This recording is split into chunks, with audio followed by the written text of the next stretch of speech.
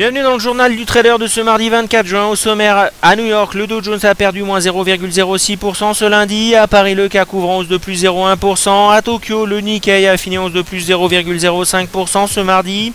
À Londres, enfin, le FTSE 100 a cédé moins 0,04% ce lundi. On ouvre avec New York où le Dow Jones a perdu moins 0,06% à 16 937 points. Wall Street a vu une stagnation complète des trois grands indices US. Le S&P moins 0,01% affiche un score identique à celui de vendredi à 1963 points. Le Nasdaq plus 0,02% à 4368,7 points.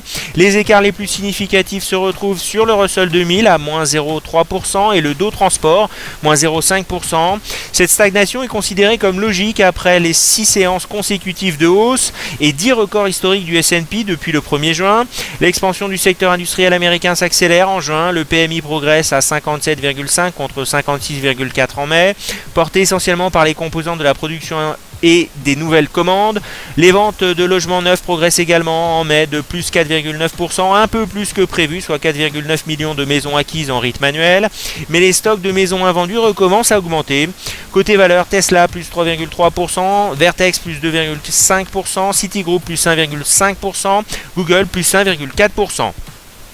À Paris, le CAC ouvre en hausse de plus 0,1% à 4518,73 points. En l'absence de direction fournie par les places boursières américaines qui ont clôturé jeudi soir sur une note stable, les investisseurs devraient saluer le contrat de 2 milliards d'euros remporté par Alstom et Vinci au Qatar. Les investisseurs surveilleront aussi la publication de l'indice allemand IFO. À Tokyo, le Nikkei a fini en hausse de plus 0,05% à 15 376,24 points ce mardi. Le Topix a pris plus 0,08% à 1268,50 points.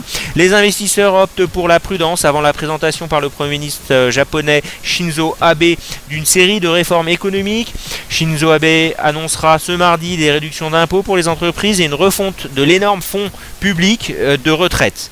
Ce plan, que le gouvernement appelle sa troisième flèche, est critiqué par certains analystes qui réclament des réformes structurelles plus radicales. Enfin, à Londres, le FTSE 100 a cédé moins 0,4% à 6800,56 points ce lundi. Le FTSE a été affecté par les valeurs immobilières, mais la chute a été freinée par les bons résultats des valeurs minières à la faveur de statistiques encourageantes en provenance de Chine. La Banque d'Angleterre proposerait cette semaine des mesures destinées à éviter une surchauffe du marché du logement. Côté valeur, Bharat Developments moins 2,7%, Persimmon moins 1,1% et le promoteur British Land moins 1,5%. Lloyds Banks moins 1,6%, Royal Bank of Scotland moins 2,1%, enfin HSBC moins 0,5%.